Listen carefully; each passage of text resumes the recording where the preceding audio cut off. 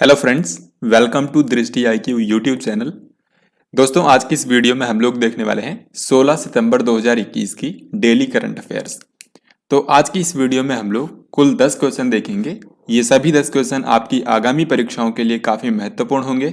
तो आपको यहाँ पर मैं हर एक क्वेश्चन के साथ जो इम्पोर्टेंट इन्फॉर्मेशन होगी वो भी मैं आपको बताऊंगा, ताकि जब भी आपके एग्जाम में ये क्वेश्चन आए या फिर इनसे रिलेटेड कोई भी क्वेश्चन आए तो आप उसका आंसर आसानी से कर पाएं। तो आज की डेली करंट अफेयर्स वीडियो में रोजाना की तरह 10 क्वेश्चन हैं। इनका आंसर आपको पहले खुद से सोचकर बताना है और उसके बाद मैं आपको बताऊंगा। तो यहाँ पर आज का सबसे पहला क्वेश्चन है कि अमित नारंग को इनमें से किस देश में भारत के अगले राजदूत के रूप में नियुक्त किया गया है।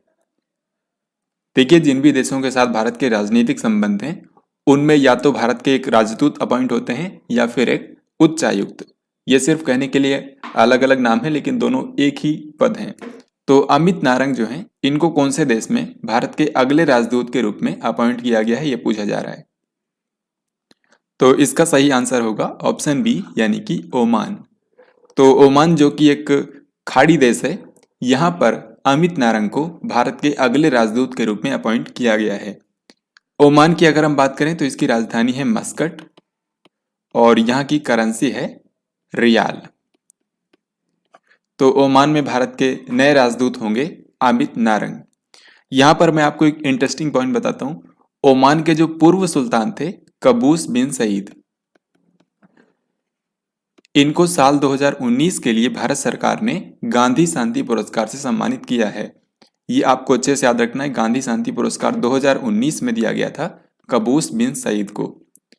और इसके अलावा अगर आपको याद हो कि 2020 में जो गांधी पीस प्राइज है, गांधी शांति पुरस्कार, ये किसको दिया गया है, तो ये आप लोग कमेंट बॉक्स में लिखकर बता सकते हैं। अगला सवाल देखते हैं, इनमें से किस देश के तेज गेंदबाज लसित मलिंगा ने क्रिकेट के सभी प्रारूपों से संन्यास की घोषणा की है। तो श्रीलंका के एक बहुत ही मशहूर गेंदबाज रहे हैं लसित मलिंगा। इन्होंने टेस्ट और वनडे से पहले से ही संन्यास ले लिया था। हाल ही में इन्होंने T20 से भी संन्यास ले लिया है। तो इस तरीके से इन्होंने क्रिकेट के सभी प्रारूपों से संन्यास की घोषणा कर दी है। तो सिर्फ यहाँ पर इतना पूछा गया है कि लसित मलिंगा कौन से देश से हैं, आंसर होगा श्रीलंका। अगस्त 2021 के लिए इनमें से किसे ICC men's player of the month के विजेता के रूप में चुना गया है। दोस्तों, यहाँ पर मैं आपको बता दूं कि इसी साल की शुरुआत में, यानी कि जनवरी 2021 में, इंटरनेशनल क्रिकेट काउंसिल यानी कि ICC ने एक नए पुरस्कार की घोषणा की थी और इस पुरस्कार का नाम है ICC player of the month. जैसा कि नाम से ही आप समझ पा रहे होंगे, ये हर महीने जिन भी खिलाड़ियों का बेस्ट प्रदर्शन होता है उनको हर महीने ये पुरस्कार दिया जाता है। तो अगस्त 2021 के महीने के लिए ICC ने men's player of the month के रूप में चुना है इंग्लैंड के क्रिकेटर जो रूट को। तो जो इंग्लैंड के क्रिकेटर हैं जो रूट, इनको अगस्त 2021 के लिए ICC men's player of the month का खिताब दिया गया है। ऐसे ही महिलाओं में ये पुरस्कार भी दिया जाता है। तो महिलाओं में ये पुरस्कार दिया गया है आयरलैंड की एक क्रिकेटर को, जिनका नाम है एमियर रिचर्डसन। एमियर रिचर्डसन ये आयरलैंड से हैं। अगला क्वेश्चन देखते हैं, मुनु महावर, इनको किस देश में भारत के अगले उच्चायुक्त के रूप में अपॉइंट किया गया है। उच्चायुक्त को अंग्रेजी में बोला जाता है हाई कमिश्नर और जो राजदूत होते हैं उनको अंग्रेजी में बोला जाता है एम्बेसडर। तो मुनु महावर जो हैं, ये भारत के अगले राजदूत होंगे कौन से देश में, ये आपको बताना है। तो इसका जो सही आंसर है ये है ऑप्शन बी, यानी कि मालदीव। तो मालदीव जो कि हिंद महासागर का सबसे छोटा देश है, यहाँ पर मुनु महावर को भारत के अगले राजदूत के रूप में अपॉइंट किया गया है। मालदीव की राजधानी है माले और यहाँ की करेंसी है मालदीवियन रुपया। संघाई सहयोग संगठन, जो संघाई सहयोग संगठन है यानी कि संघाई कोऑपरेशन ऑर्गेनाइजेशन, इसको शॉर्ट में SCO के नाम से जाना जाता है। तो आपको ये बताना है कि इसके राष्ट्र अध्यक्षों की परिषद की जो बैठक होगी, 21वीं बैठक, ये किस शहर में आयोजित की जाएगी। ये 17 सितंबर 2021 को होगी और इसका आयोजन किया जाएगा ताजिकिस्तान की राजधानी दुशानबे में। क्योंकि इस साल 2021 के लिए एससीओ की अध्यक्षता मिली है ताजिकिस्तान को, तो इसीलिए इस बार इसकी बैठक होगी ताजिकिस्तान की राजधानी दुशान्बे में। यहाँ पर मैं आपको बता दूं, क्योंकि ये राष्ट्राध्यक्षों की बैठक होती है तो इसमें भारत के जो प्रधानमंत्री हैं नरेंद्र मोदी, उनको इसमें शामिल होना चाहिए और हर साल शामिल भी होते हैं। लेकिन इस साल कोरोना वायरस महामारी के चलते भारत के प्रधानमंत्री नरेंद्र मोदी फिजिकली इसमें हिस्सा नहीं लेंगे, बल्कि इनकी जगह पर वहां पर जो भारत के विदेश मंत्री हैं एस जयशंकर साहब, वो जाएंगे। हालांकि वीडियो कॉन्फ्रेंसिंग के माध्यम से भारत के प्रधानमंत्री नरेंद्र मोदी ही इस बैठक को संबोधित करेंगे। ठीक है, इसमें एससीओ के जो 8 कंट्रीज हैं उनके टॉप लीडर्स हिस्सा लेने वाले हैं। एससीओ में जो टोटल 8 कंट्रीज हैं इनको याद रखना बहुत ही आसान है। इसमें आप ऐसे याद रखिएगा, सबसे पहले भारत पाकिस्तान, भारत रूस याद करिएगा, भारत रूस, फिर इसके बाद पाकिस्तान और चाइना दोनों एक साथ याद रखना है। तो ये 4 देश हो गए।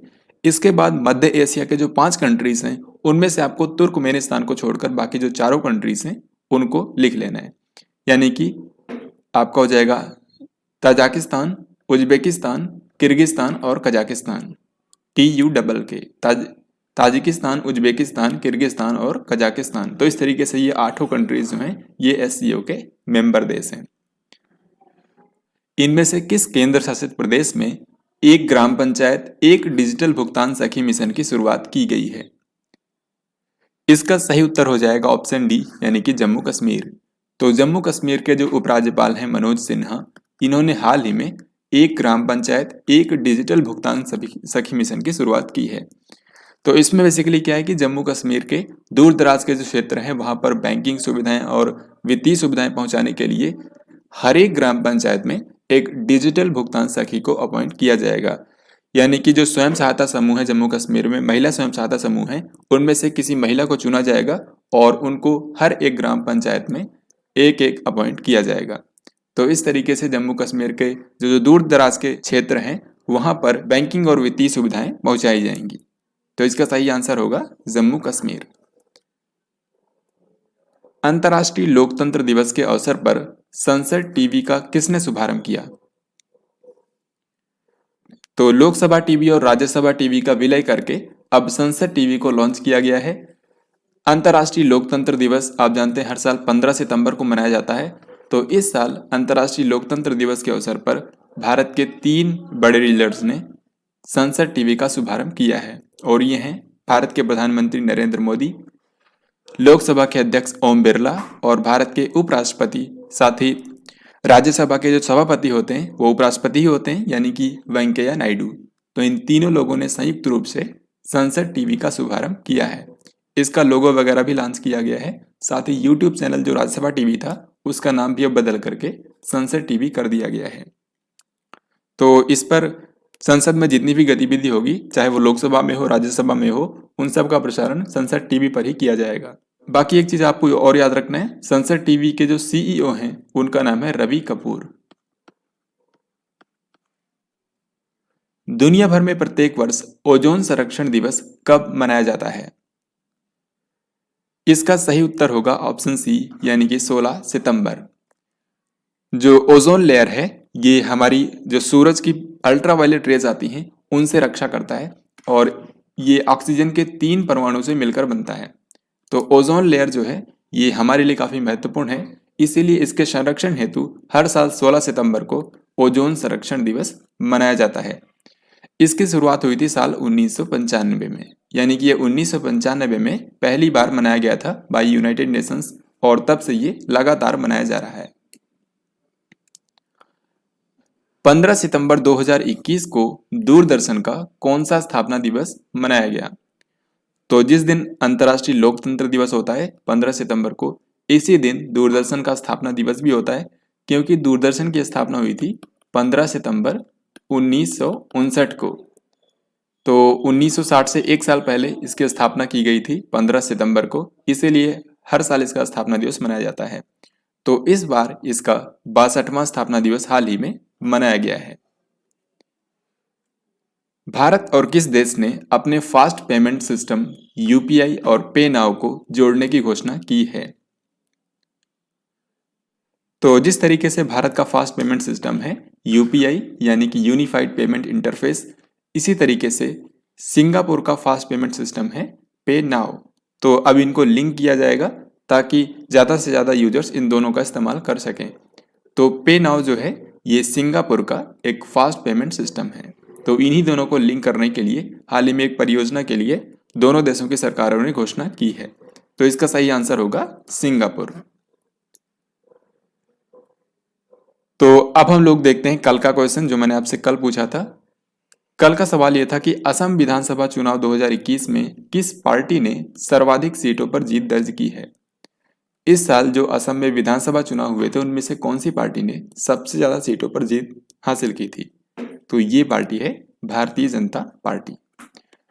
बीजेपी ने सबसे ज्यादा 60 सीटें जीती थी। आप जानते हैं असम में टोटल विधानसभा सीटों की संख्या है 126, तो उनमें से 60 सीटें बीजेपी ने जीती हैं।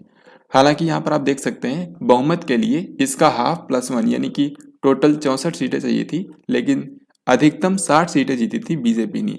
इसीलिए यहाँ पर बीजेपी ने दूसरी पार्टी के साथ में गठबंधन किया है और यहाँ पर गठबंधन सरकार बनी है। ठीक है, इसमें असम गण परिषद के साथ में मिलकर बीजेपी ने यहाँ पर सरकार बनाई है और यहाँ के जो नए मुख्यमंत्री बने हैं उनके नाम आप जानते हैं हिमंता बिस्वा शर्मा। तो हिमंता बिस्वा शर्मा असम के नए मुख्यमंत्री बने हैं। अब हम आज का क्वेश्चन देखते हैं जिसका राइट आंसर आप सभी को कमेंट बॉक्स में लिखकर बताना है। यहाँ पर क्वेश्चन ये है कि भारतीय वायुसेना के लिए नए उप प्रमुख कौन बने हैं। इंडियन एयर फोर्स के नए वाइस चीफ कौन बने हैं, ये आपको बताना है। तो इस तरीके से हम लोगों ने 16 सितंबर 2021 से करंट अफेयर्स के जितने भी क्वेश्चन आपके एग्जाम में पूछे जा सकते हैं उनको यहाँ पर डिटेल में कवर किया है। अगर आपके एग्जाम में ये क्वेश्चन आएंगे तो आप इजीली कर पाएंगे। तो आई होप कि आपको ये वीडियो डेफिनेटली पसंद आया होगा, और अगर आपको ये वीडियो पसंद आया है तो इसको लाइक और शेयर जरूर करें। साथ ही आप हमें कमेंट बॉक्स में लिखकर बताएं कि आपको ये वीडियो कैसा लगा। तो हम मिलेंगे नेक्स्ट वीडियो में, तब तक के लिए जय हिंद, वंदे मातरम।